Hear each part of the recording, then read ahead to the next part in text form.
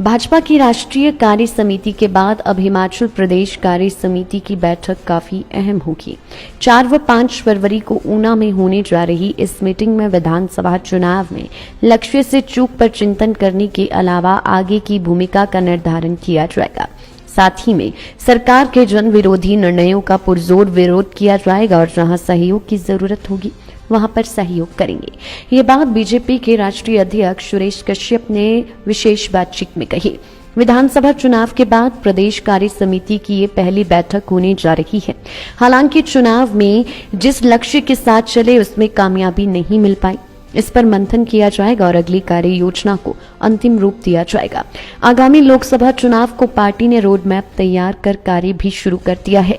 इस कड़ी में केंद्रीय स्वास्थ्य मंत्री मनसुख मांडविया का मंडी जिला में 2 दिन का प्रवास रहा और आगे भी संसदीय क्षेत्रवार कार्यक्रम आयोजित किए जाएंगे। उन्होंने बताया कि पार्टी योजनाबद्ध ढंग से काम करेगी और मजबूती के साथ आगे बढ़ेगी। सुरेश कश्यप ने कहा कि राज्य की कांग्रेस सरकार जब से सत्ता में आई है तब से जन विरोधी निर्णय ले रही है।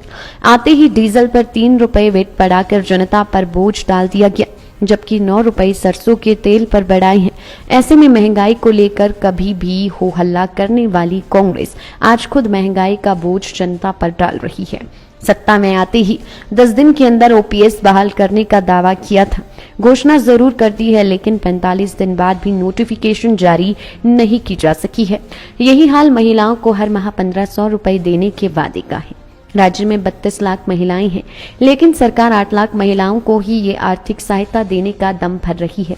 उसके लिए भी क्राइटेरिया तय करने के दावे वादे किए जा रहे हैं। सत्ता में आते ही कांग्रेस सरकार के सुर बदलने शुरू हो गए हैं और वादे से मुकर रही है। भाजपा इस पर कांग्रेस सरकार की जमकर घेराबंदी करेगी। राष्ट्रीय कार्य समिति के बाद और विधानसभा के चुनाव के बाद ये पहली बैठक है। इसमें विभिन्न विषयों के ऊपर हम चर्चा करेंगे।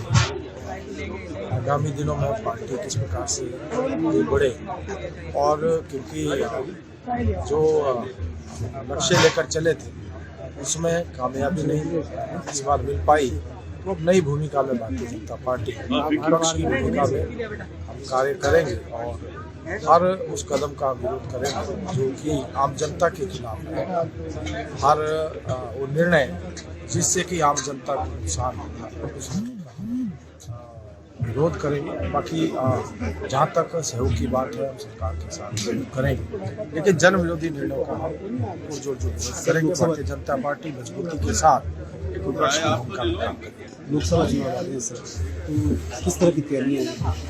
देखिए, लोकसभा को लेकर मैं समझता हूँ भारतीय जनता पार्टी ने अपना रोड मैप तैयार करके कार्य करना शुरू कर दिया है।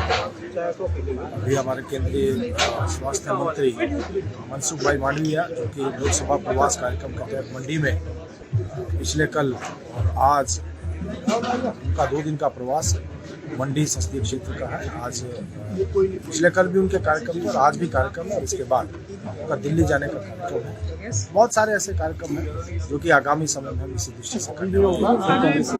आम जन के साथ जो घोषणाएं इन्होंने की, जो गारंटियां इन्होंने दी, मैं समझता हूँ उनको ये पूरा करके सरकार सत्ता में आई है। उनको जनमत मिला है, ओपीएस भी इनको देनी चाहिए तुरंत ही, जो कि हम सुन रहे थे कि उन्होंने कहा था चुनाव से पहले कि हम 10 दिन के अंदर ही जो ओपीएस दे देंगे, लेकिन 45 दिन हो चुके हैं, अभी तक उसके ऊपर कोई निर्णय नहीं हुआ। ओपीएस की केवल मात्र घोषणा हुई, लेकिन उसका नोटिफिकेशन जो कि उन्होंने कहा था कि हम 2 दिन में कर देंगे, अभी तक नोटिफिकेशन नहीं हुआ। हर महिला को इन्होंने 1500 रुपये देने की बात की और मैं पढ़ रहा था कल इनकी जो समिति की बैठक हुई उसमें निर्णय लिया गया है कि अब जो है प्रदेश में सभी महिलाओं को नहीं, उसके लिए कुछ क्राइटेरिया तय करेंगे और जो है जो हिमाचल प्रदेश में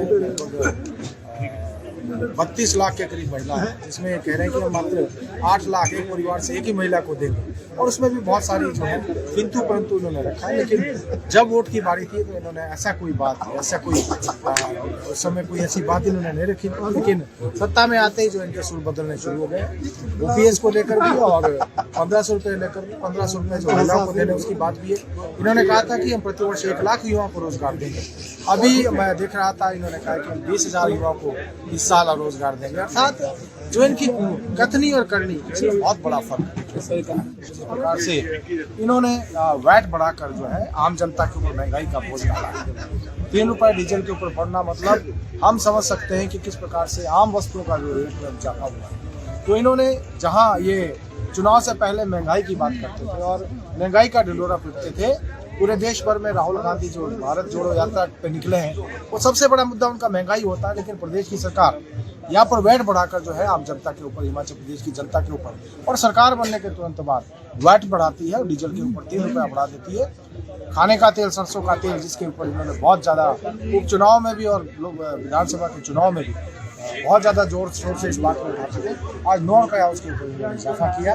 अर्थात इनकी कथनी और करनी में बहुत बड़ा फर्क है और आम जनता भी इस बात को अभी से अनुभव करना उन्होंने बंद कर दिया है। जबकि अभी तो जो है सरकार मात्र 1.5 महीने की है। तो आने वाले समय में इस प्रकार के जो मुख्यमंत्री जी हैं बार बार कह चुके हैं, बहुत सारे कड़े निर्णय लेंगे। अर्थात आप जनता के ऊपर जो है बोझ बढ़ाने का। लाइफ टाइम्स टीवी के लिए बिलासपुर से सुभाष की रिपोर्ट। इस बार 26 जनवरी होगी कुछ खास। आपकी मनपसंद ऑल्टो के साथ गोयल मोटर्स लेकर आई है 26 जनवरी special offer. Alto 100% on road finance के साथ अभी नहीं तो कभी नहीं। उच्चतम माइलेज व न्यूनतम मेंटेनेंस खर्च। अभी खरीदने के लाभ 2022 के मॉडल पर उच्चतम ऑफर्स। आपकी पुरानी कार का सबसे बेहतरीन दाम। कीमतें बढ़ने से पहले खरीद पर भारी बचत का लाभ। तो अभी कॉल कीजिए टोल फ्री नंबर 1800 180 8072 पर।